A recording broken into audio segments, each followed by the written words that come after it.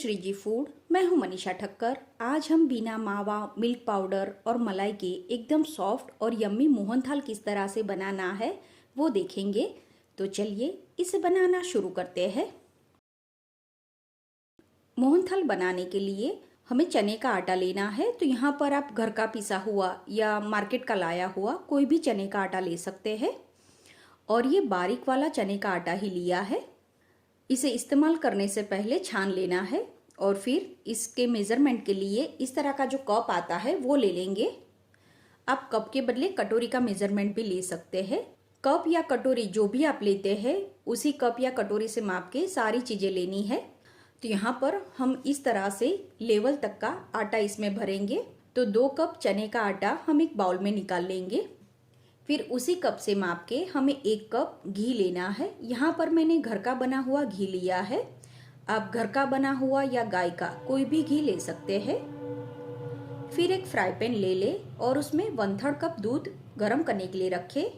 फिर जो 1 कप घी हमने लिया है उसमें से 3 चम्मच जितना घी इसमें डालेंगे और फिर इन दोनों चीज़ों को हमें हल्का गुनगुना गर्म करना है। जब आप उंगली से इसे चेक करोगे तो ये थोड़ा गर्म लगेगा। उसी टाइम पर गैस बंद कर देना है। और जो चने का आटा हमने बाउल में निकाला है उसमें ये दूध और घी वाला मिक्सचर पहले 2 से 3 चम्मच जितना डालना है और फिर हाथ में इस तरह से इसे मिक्स करना है। ये जो प्रोसेस है उसे गुजराती में धाबो देना बोलते हैं और ये स्टेप बहुत ही इम्पोर्टेंट है, तो आप इसे स्किप ना करें। ये मिश्रण मिक्स हो जाए फिर उसके बाद जरूरत अनुसार या फिर 2 से 3 चम्मच जितना घी और दूध का मिश्रण फिर से इसमें डालेंगे और इसे मिक्स कर लेंगे। तो अब इसमें बाकी का घी और दूध का मिश्रण डालने की जरूरत नहीं है। तो इस मिक्सचर को हम आगे यूज करेंगे, तो अभी इसे साइड में रख देंगे और फिर इस आटे को अच्छी तरह से मिक्स कर लेना है। तो यहाँ पर इस आटे को इस तरह से मिक्स करके रखने की जरूरत नहीं है, तुरंत ही हम इसे छान लेंगे। तो इसे छानने के लिए मैंने जो चावल छानने की छन्नी होती है वो ली है और फिर थोड़ा थोड़ा आटा इसमें डालेंगे और फिर इसे छान लेंगे। धाबो देने के बाद आटे को छानने से इसका थोड़ा दरदरा टेक्सचर आ जाता है। तो इस तरह से आप फाइन आटे का इस्तेमाल करके भी एकदम दानेदार मोहनथाल आसानी से बना सकते हैं। तो इस तरह से सारा आटा छान लेना है और जब आप इसे चेक करोगे तो सूजी जैसा इसका टेक्सचर लगेगा। अब इस आटे को भून लेना है। तो इसे भूनने के लिए हैवी बॉटम की कढ़ाई ले ले और जो 1 कप हमने घी लिया था वो सारा घी इसमें ऐड कर देंगे।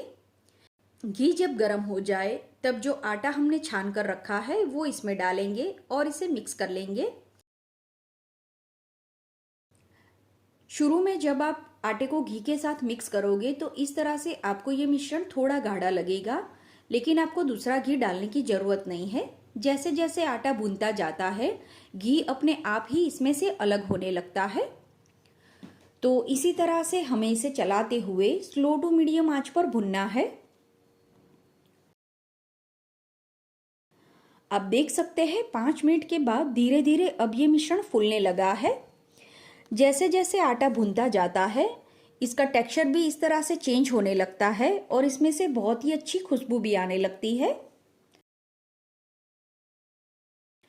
अराउंड 7 से 8 मिनट के बाद अब इसका कलर चेंज होने लगा है। हमें अभी भी इसे अराउंड 1 से 2 मिनट तक भून लेना है। तो इतना आटा भुनने में अराउंड 10 से 11 मिनट जितना समय लग जाता है। तो जब आटा इस तरह से लाइट ब्राउन कलर का हो जाए तब गैस की आंच धीमी कर दे और जो दूध और घी वाला मिक्सचर बचा है वो थोड़ा थोड़ा इसमें डालेंगे और इसे मिक्स करेंगे। ये मिश्रण थोड़ा सा ही डालना है क्योंकि जैसे ही आप दूध और घी वाला मिश्रण इसमें डालोगे इस तरह से इसमें झाग आने लगते हैं।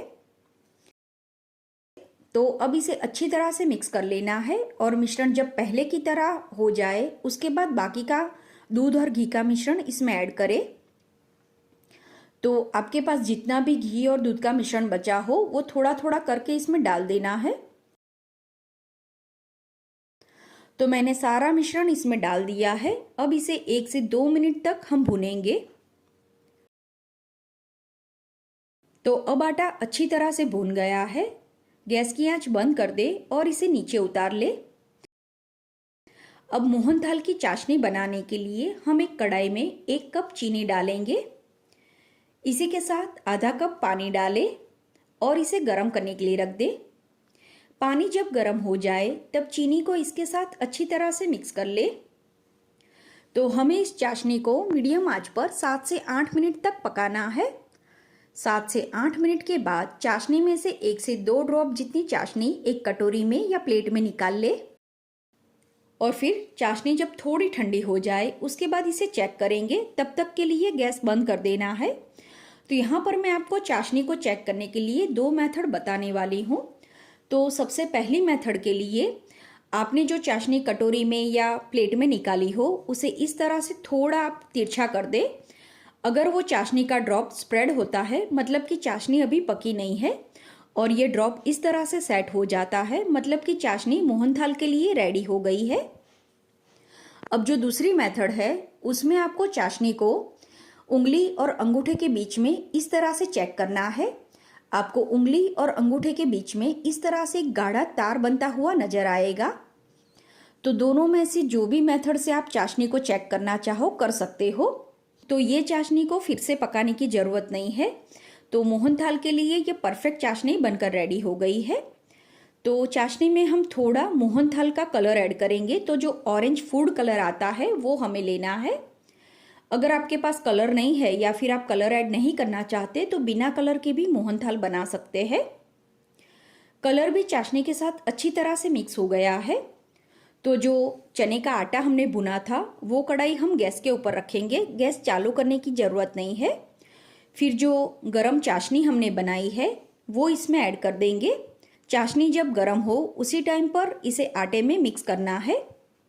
शुरू में जब आप चाशनी को आटे में मिक्स करोगे तो ये मिश्रण आपको इस तरह से लूज लगेगा, लेकिन जैसे जैसे चाशनी ठंडी होती जाती है ये मिश्रण धीरे धीरे गाढ़ा होने लगता है।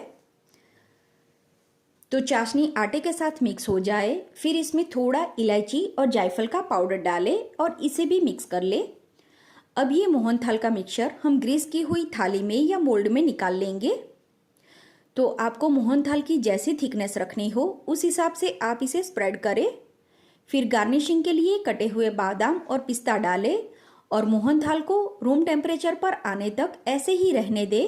तो अराउंड 2 घंटे में ये मोहनथाल अच्छी तरह से सेट हो गया है।